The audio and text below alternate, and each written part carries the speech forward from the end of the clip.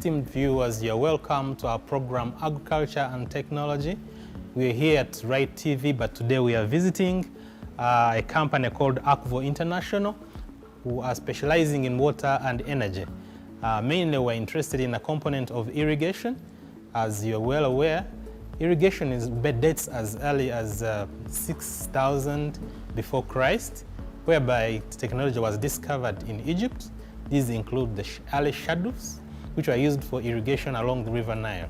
From that time, many countries have adopted the technology and advanced it. These include Israel, China, India, and so many other countries, producing a steady supply of crops that are used as food items, but also for commercial purposes. In this aspect, Uganda is blessed to have such a company which can be able to provide the technology that can help farmers out there to gain some experience in as far as irrigation is concerned, and also be able to produce food in the times when we rarely produce, especially in the dry seasons, whereby they can also boost the food security, but also in the long run, they get some household income and also contribute to national development. You're welcome. Today we have our host. He's going to introduce himself, and he will take us through the different areas of their service. You're welcome. Yes, thank you, Mr. Ken, for this opportunity. My name is Richard Kamugisha. I'm the Field Service and Workshop Manager for Akvo International. And Akvo International is one of the leading companies in Uganda as far as irrigation is concerned. So we are delighted to have you and to share with our viewers how irrigation is happening and how important it is to our food security and our incomes in our local areas. Yes, Akvo International is a very old company which has been in existence for about 4 years now. And we have mainly 7 lines of business. We are dealing in water supply, irrigation, water pumps, solar equipment, generators, swimming pools, and water treatment. Yes, besides that, we have boosting systems for fire settings, boosting system for domestic buildings, and still boosting systems for irrigation as well. So Akvo International is a company that has 5 regional branches. We have a branch in Mbarara City. We have another branch in Gulu City. We have another branch in Arua City. We have another branch in Mbale City. Then we have another branch in our town here in Kampala, Kampala City, downtown Container Village. And our head office is located in Chireka, along Chireka Mtungo Road. That is Wakiso District. Yes. So we are here to serve you better. Wow. Yes. This is wonderful. We are delighted to be in this place. I would like you to take us through basically the area of irrigation. Why irrigation? Irrigation, as you gave a brief introduction to the viewers, irrigation is one of the basic needs we need as far as agriculture is concerned. Yes, irrigation, this helps to boost our normal rainfall patterns. God blessed us with. In fact, Uganda is one of the best countries we have that receives the highest patterns of rainfall across the year. But with seasonal changes and climatic changes, this has continued to deteriorate as the years go by, and we find where we have seasons have changed. So irrigation is helping us to boost the rainfall patterns, to boost the soil moisture content, so that our crops can grow at any time of the year. This can improve our food security, can improve our basic income, and it can even improve and increase the government revenue as we collect taxes from these agricultural inputs and agricultural products as well. You talk about irrigation, of course, mainly basing on having a water source. Yes. How about some parts of Uganda where we don't have sufficient water in different areas?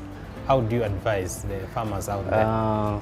Yes, we have those challenges and those scenarios, but for areas where we have scarce rain and scarce water sources, we have always advised to do rain harvesting. When it comes, we harvest that water, we keep it for the dry period. Yes, when the dry period comes, that's when we can use that water and irrigate. So we have provided them with better storage facilities to store the rain harvests for the period of time, so that when it comes the dry season, we are settled and safe. So the country is safe. So that is more like on a smaller scale, probably on the urban Yes. agriculture and other small back garden agriculture in our communities. And not so as well, it has even gone for micro, small scale and medium scale, even large scale. We can harvest that water. We have best storage facilities and best technologies how we can harvest that rainwater and keep it for a period of time, even 3 years or even 5 years. Then we can use it during that dry spell, and then our people are safe with their agriculture. Okay, so apart from rainwater harvesting, what other sources are you utilizing so far? Mainly, we utilize our surface water, which are rivers, ponds, natural ponds, and lakes. So we have utilized those for areas that can access our surface water sources. Then those that cannot access our surface water sources, we have gone ahead to do drilling of boreholes with a guidance from Ministry of Water and Environment. They guide us on where should we and where should we not to drill, and which depth should we go for, and what should we abstract from that well. So apart from surface water sources, we can go for deep wells or shallow wells, and we extract water from the ground. Yes. So you are talking about the science of the geology and all the stuff. So meaning you have a technological team that does that, or you depend on government information? No, we are blessed and we have employed our best engineers in the company. We have those that are specialized in the geology part of it. We have the technical team specialized in water systems, drilling of boreholes, abstracting water, sizing pumping systems specifically for that work. So we don't mainly depend on government information, but we go further and get that information ourselves so that we can extract it and give our clients the best services. Yes. Okay, I can see you have good customer care. For customers in Karamoja, given the conditions, do you have any clients there? If you have, what is going on there given the dry condition? In fact, for your information, our branch in Mbari, in Mbari City, has done a very great work in Karamoja region. We have a lot of, in fact, before, I didn't know that Karamoja does agriculture, but it is one of the hub for Eastern region. They do a lot of agriculture, given the challenge of rainfall patterns and the dry area they are in. We have managed to provide them with services concerning irrigation, and they are producing a lot. In fact, if you get one of the Karamajong people, they can give you a good testimony. That is very interesting. Yes. If you bring water into Karamoja, then yes, Karamoja, they are doing well. It's a big stride, yes, and as far as agriculture in Uganda is concerned. Yes, yes. Wonderful. We are looking at different stakeholders, because this is a big thing. Yes. Who are your main stakeholders in this that give support in terms of technical capacity, information, the political support and all the stuff? Who are your main kind of stakeholders in this? Yes, of course, start with this government of Uganda. Yes, through different agencies and ministries. Yeah, government of Uganda has provided us with, of course, the political grounds concerning security and interaction with the political leaders in the region in accessing land for water sources, land for irrigation and the rest. Then in terms of technical, through agencies and ministries, we did so much with Ministry of Agriculture, Animal Industries and Fisheries, and the Ministry of Water and Environment. Then we have other agencies that come in, Uganda Coffee Development Authority, yes, concerning coffee. We have that agency for tea, yes. And then coming to other organizations, mainly the NGOs, we have the United Nations and its agencies, talk of FAO, talk of Oxfam, yes, talk of CD, yes, there are many. Talk of World Vision, talk of Maltese International, yes, those are one of the stakeholders we deal with mainly concerning irrigation, concerning reaching out to people, because you find in most cases they need some support, financial support. Yes, we need also technical support. So Ministry of Water and Environment guides us, since it is the body that guides us with water and environment. Yes, and Ministry of Agriculture guides us mainly when it comes to irrigation and crop management. Yes. Are you engaged also with the NEMA, National Environment Management? Yeah, Authority? The fact that we have Ministry of Water on the side, of course, we can't go further now, destroy the environment when NEMA is in place. Yes. So, of course, we have NEMA. I was trying to check the issue of the environment. Yes, we have NEMA. We have to keep the environment safe. Yes. Yes. You mean there are some levels where you can deplete the water in some areas and probably affect the environment? Yeah, of course, when not well managed, it happens. It so happens. So with the guidelines from NEMA and Ministry of Water and Environment, we make sure we keep in our means. Our policies are what you found. Yes, utilize it and leave the grounds the way you found it. Yes, so that you don't have an effect. You're putting up a project for irrigation to help farmers get out of poverty and increase the food security, but you're leaving them with another effect. So, so we make sure we are within the means and we don't affect the environment and we don't affect the people's socio-economic statuses. We put what we have and leave it to benefit the communities. Wow. Yes. That is very, very important. How has the irrigation helped farmers specifically? To talk of farmers specifically, irrigation has improved their income levels. Yes, talk of rural areas, because this is where we do mostly irrigation and agriculture. The people, the farmers who have done the irrigation the proper way, using proper equipment, using proper methods, have benefited more in terms of incomes, in terms of food security. Here I come. We normally have 3 seasons for small, these seasonal crops. We have 3 months, 4 months. There are always 3 seasons in a year. But these people, these farmers, you find they have to have their crops throughout the year. So if they are growing, for example, watermelons, they will have watermelons throughout the season. As you have your 2 acres of watermelons irrigated, as it is getting into its maturity stage, you're planting. So you're harvesting always, even when the demand is high and supply is low. For you, you have supply. You have, so they have benefited more in that. They have increased their income levels. They have food security, because so surely the farmers have benefited. And Uganda is very lucky to have farmers that adopt the systems easily. Yes, and they have the capacity. Wow. Yes. That's wonderful.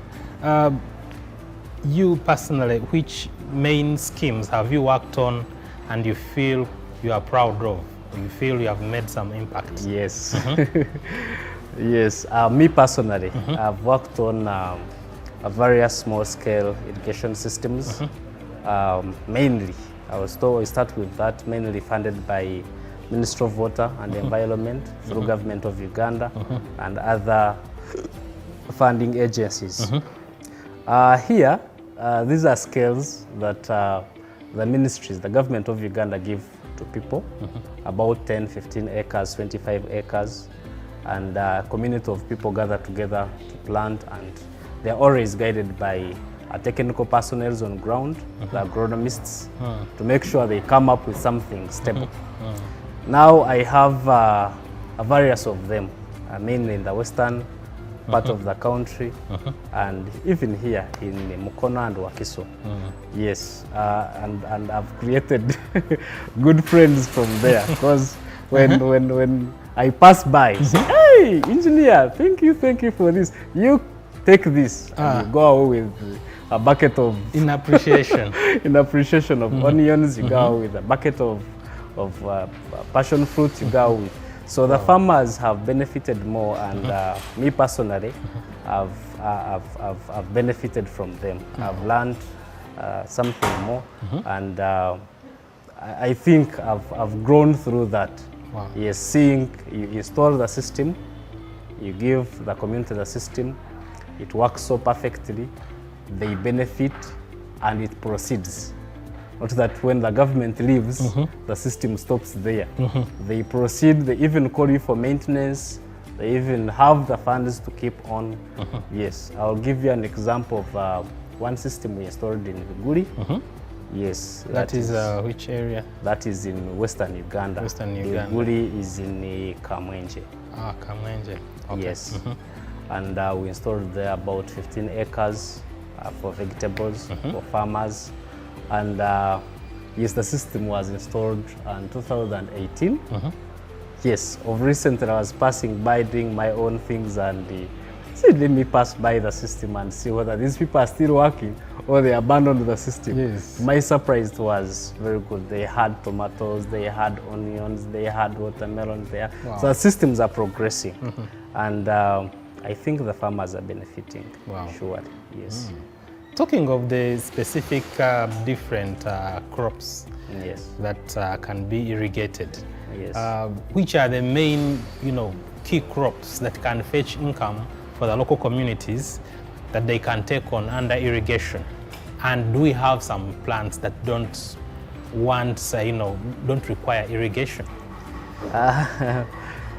Yes, I will start with the last one. Naturally, there is no plant that doesn't require irrigation, because there is no plant that doesn't require water. Like us human beings, you can't say I can't live without taking water. How will you be? So same applies to plants, and yes, true.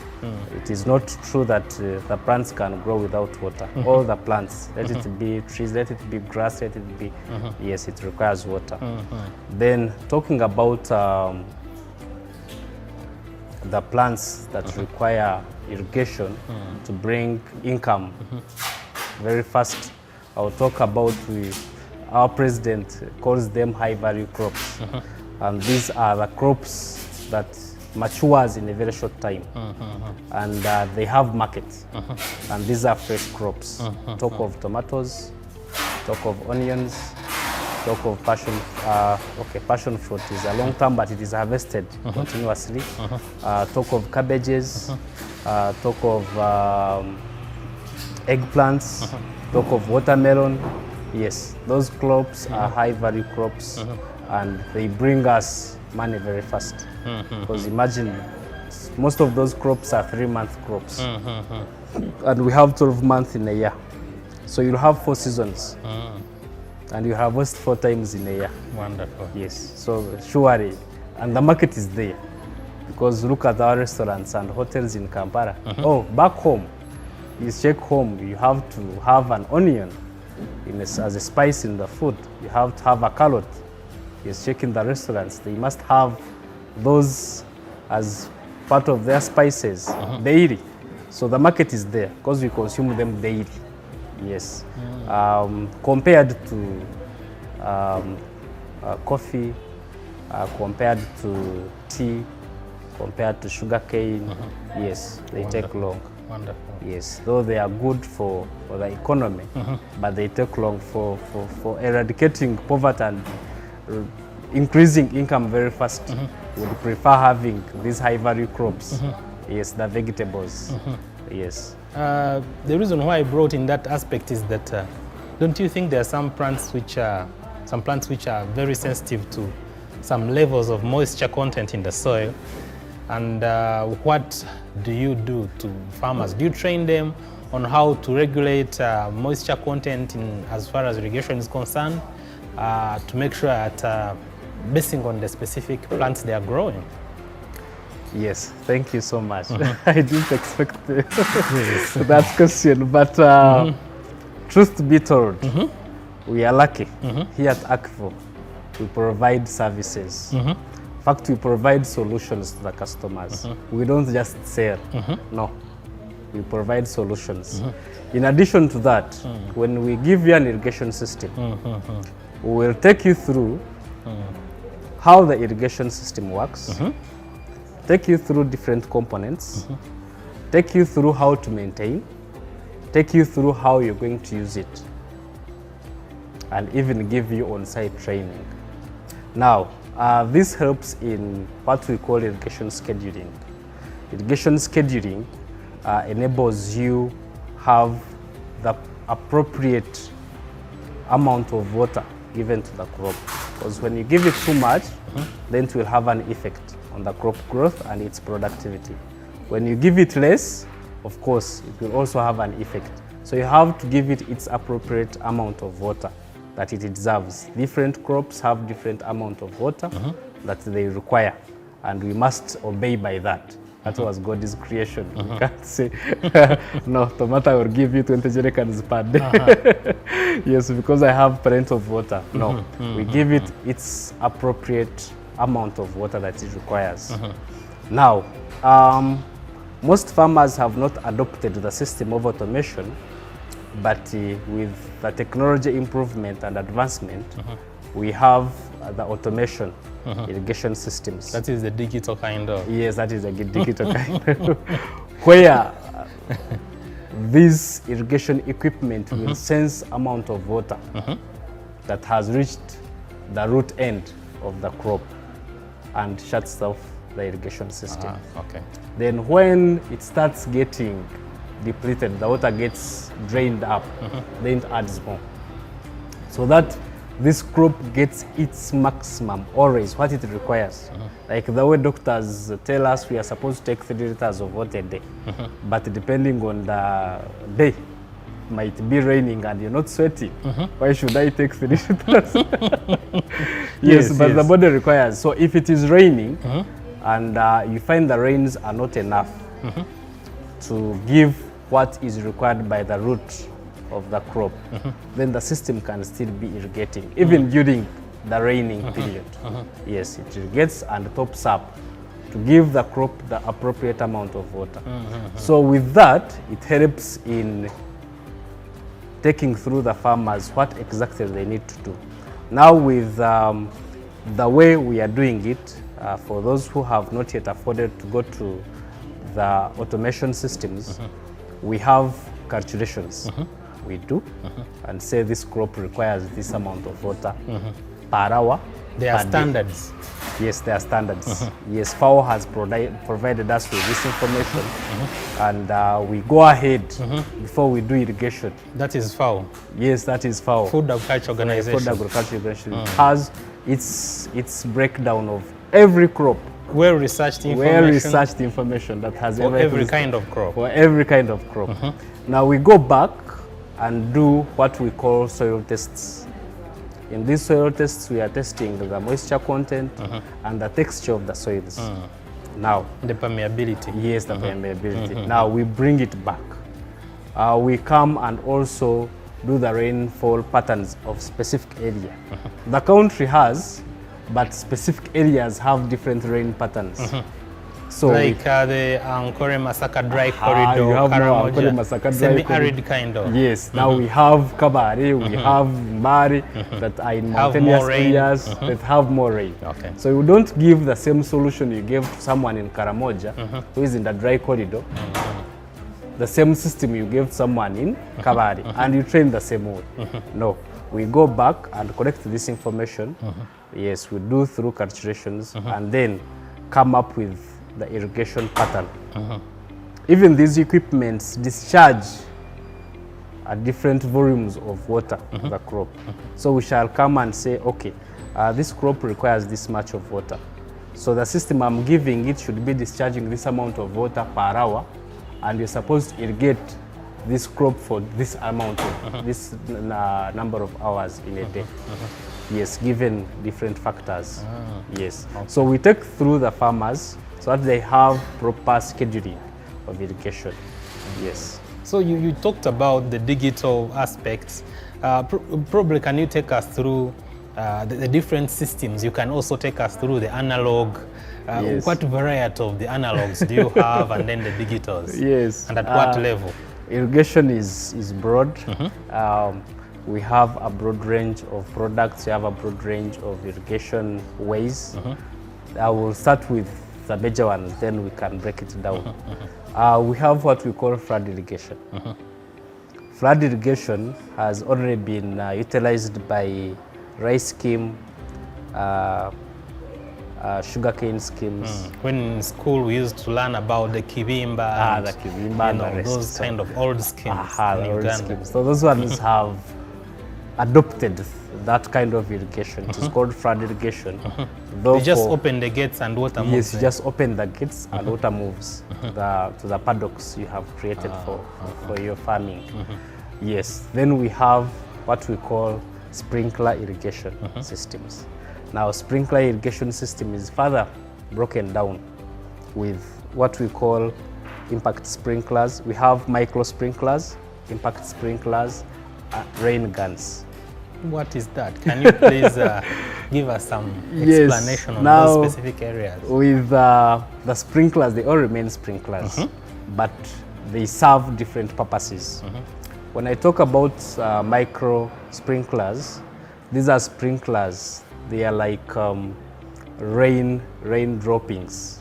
So it is operated by pressure.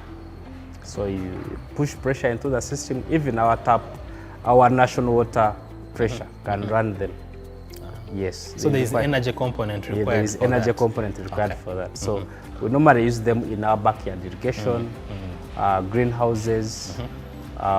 Yes. Compounds. So for drip, you can also use it without power, and it runs by gravity to go into different. Yes, provided you areas. have calculated enough energy that it is required for it. So we have impact sprinklers. Now, given the fact that it is an impact sprinkler, it requires more pressure, more energy. So these ones are used mainly for our vegetables, yes, for our bananas, yes, even the young coffee it can do. Then we have rain guns. Now rain guns, these ones we normally use them for big systems. They can as well be used for our vegetables. We size it specifically to be used for that, but they are mainly for a large scale. And it is also, that one is also broken down to movable system, semi-movable, and permanent. Yes. Yes, when I talk about movable system, is you have your one rain gun and you press it here, it irrigates this area, you remove it, you put it there, it irrigates this area. It also requires another energy. So the only difference among the three is the energy requirement, what you require to put in for it to produce. Yes, but they do almost the same work, given you have the design for your crop patterns and you know what you have designed for. So they all work. Then the third, we normally have a drip irrigation. I heard you talking about drip irrigation. So drip irrigation is drip irrigation.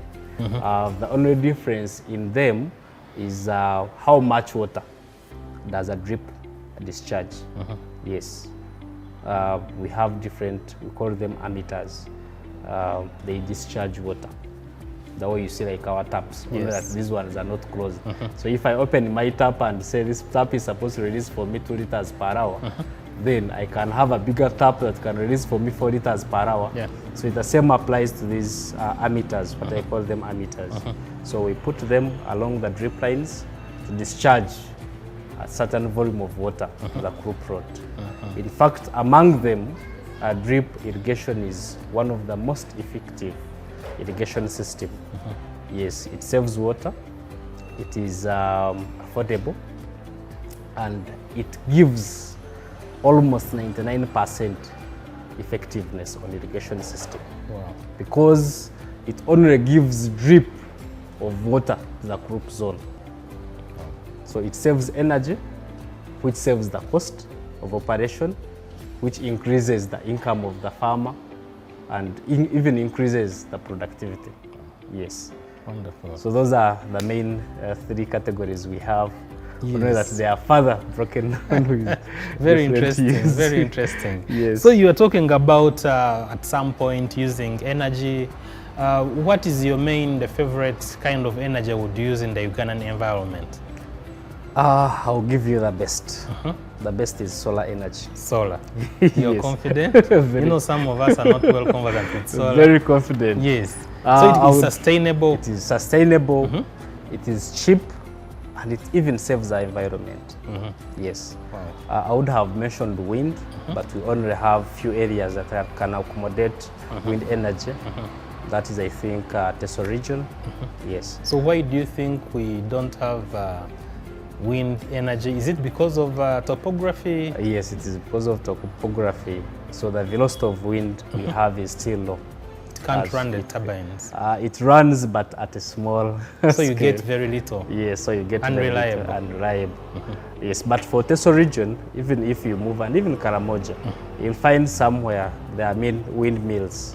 Yes, they are there, but of course not so commonly used. But the wind speed is a bit higher. The wind speed that area is a bit high. The Teso region is a bit high. Compared to Kampala here, compared to the west, compared to the north. Yes. But with solar, we have abundance of solar in Uganda. And given that it can give us enough energy to do whatever we want. Yes. Hydro would be good. Yes, but it has its own challenges, you know. Especially taking it to the garden. Yes, it has Would its be own so tough. challenges. Yes. Then, but the best would be solar. Then you come to hydro. Then you can come to the fuel. Yes, The fuel, generators. And the so on. generators, the engine-generated pumps. Yes, but their challenges also are there with the environment, maintenance, and the cost overruns. Yes. Talking about energy, how do you advise about genuine parts, especially for solar? Yes. Many people have been disappointed. You buy equipment expensively and then all of a sudden it's not working. No. I think from my experience, yes, I've dealt with solar for as long as I've been in this field. So you have all the knowledge and yes, you at can least easily I've advise. interacted with those farmers that complain about the solar energy. I've interacted with those farmers that are appreciating the solar energy. The farmers that complaining about the solar energy mainly is about the sizing methods they use. Yes, so you find some systems are either under sized, which means this farmer expects more since it is solar. Yes, why don't I use it for different kind of things? After all, I'm not paying. Yes. But you find that the equipment you paid for was meant for something small, but you're using it for something. Yes. So at the end of the day, the equipment will not perform. Yes.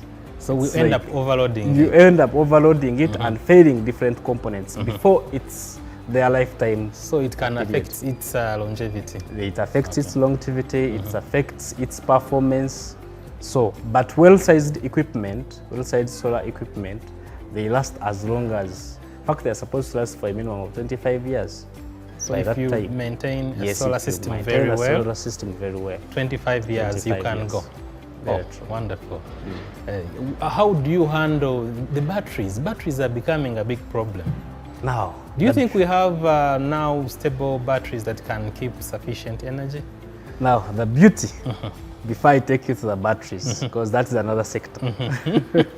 The beauty with solar energy and solar pumping systems, it's a bit that we have mixed them, but this is a different line of business we deal with called solar pumping systems. Yes, yes. Now, the beauty with solar pumping systems, we don't require batteries. Yes. So what do you use?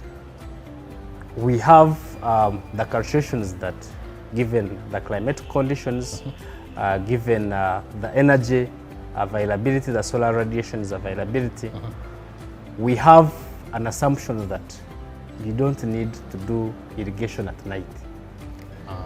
Okay. If it so happens, then reserve that water, keep it in the storage.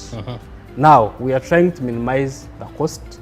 We are removing different components that could increase the cost and even affect our environment. Imagine we have 1 million batteries dumped in this country. The effect. It's a big disaster. It is a very big disaster. So we are trying to remove that effect. So we size our solar systems to pump for about 6 to 8 hours a day. It receives enough sunshine It receives without enough sunshine. power storage system and runs on that. And runs on that and can give direct impact on irrigation equipment in the field to be irrigation. Wow. We have done direct pumping systems and it is the best, it is cheap. Yes, if well sized and well utilized. We have done it with FAO so many times. In fact, FAO Uganda mainly looks at direct irrigation systems. So we install our solar pumping system, which comprises of a solar pump, which I will take you through and show you, comprising of solar panels, comprising of a controller, which is supposed to control, regulate the energies so that we don't affect our pump. Then we have the cables and the solar panels. Wow, simple as that. Simple as that. Now we have them installed in a well, in any water source we have developed, and then run the pipelines direct to the garden.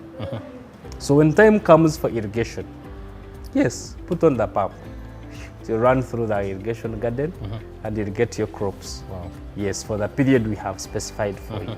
Then put it off. Yes, if you have attained the irrigation requirement for that day. Then, given the other conditions that our solar radiations keep on changing, we don't have constant, that the sun will be there throughout. So, we have also done that. So, if we say this pump discharges this amount of water, then in our design, we also specify to our client, our farmer, and tell him no.